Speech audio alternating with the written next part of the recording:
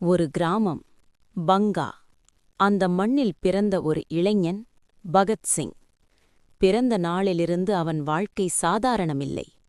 வீட்டில் பேசப்பட்டது எல்லாம் சுதந்திரம் பற்றிதான். தந்தை கிஷன் சிங், மாமா அஜித் சிங் இருவரும் போராட்ட வீரர்கள். அதனால் நாட்டுக்காக வாழ வேண்டும் என்ற எண்ணம் அவன் உள்ளத்தில் சிறு வயதிலேயே பதிந்தது. 1919 ஜாலியன்வாலாபாக் மசாக்கர். அந்த நாளின் கொடூரம். ஆயிரக்கணக்கான உயிர்கள் வீணானது. அந்த செய்தி அந்த சிறுவனின் இதயத்தை எரிச்சலடையச் செய்தது.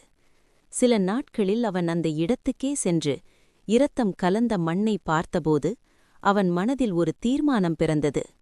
இந்த நாட்டுக்கு சுதந்திரம் வேண்டும், எந்த விலைக்கும். அவன் வளர்ந்தான், புத்திசாலி மாணவன். ஆனால் அவன் கனவு வேறு. மகாத்மா காந்தி ஆரம்பித்த நான் கோஆபரேஷன் மூவ்மெண்ட் அவனை ஈர்த்தது. ஆனால் அது நிறுத்தப்பட்டபோது அவன் உள்ளத்தில் ஏமாற்றம். இது போதாது, இன்னும் வலுவான போராட்டம் வேண்டும் என்ற எண்ணம் வேரூன்றியது.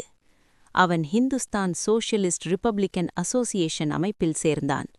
அங்கே சந்திரசேகர் ஆசாத், சுக்தேவ் தாப்பர், ராஜ்குரு இவர்களுடன் சேர்ந்து ஒரு புதிய பாதை தொடங்கியது. 1928 ஒரு திருப்பம். லாலா லஜ்பத் ராய் மீது போலீஸ் தாக்குதல். அதன் விளைவாக அவர் மரணம். அந்த செய்தி பகத்சிங் மனதில் தீயாக மாறியது. அந்த கோபம் ஒரு முடிவாக மாறியது. ஜான் சாண்டர்ஸ் என்பவரை சுட்டுக் கொன்றனர். அது ஒரு பழிவாங்கல் மட்டுமில்லை, அது அடக்குமுறைக்கு எதிரான ஒரு அறிவிப்பு.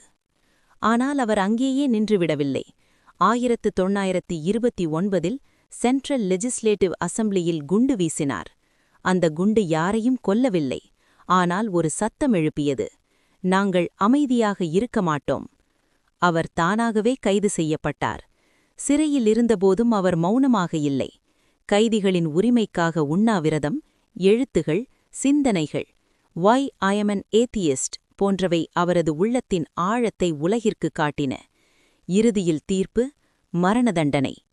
1931 மார்ச் 23 அந்த நாள் வந்தது. பகத்சிங், சுக்தேவ் தாப்பர், ராஜ்குரு மூவரும் தூக்கிலிடப்பட்டனர். ஆனால் அந்த இறுதி நொடியில் கூட பயமில்லை. ஒரே முழக்கம், இன்கிலாப் ஜிந்தாபாத். அவர் இறந்தார். ஆனால் அவர் ஒரு மனிதனில்லை, ஒரு சிந்தனை, ஒரு தீ, ஒரு புரட்சி. இன்றும் ஒவ்வொரு இளைஞனின் உள்ளத்திலும் உயிருடன் வாழ்கிறார் பகத்சிங்.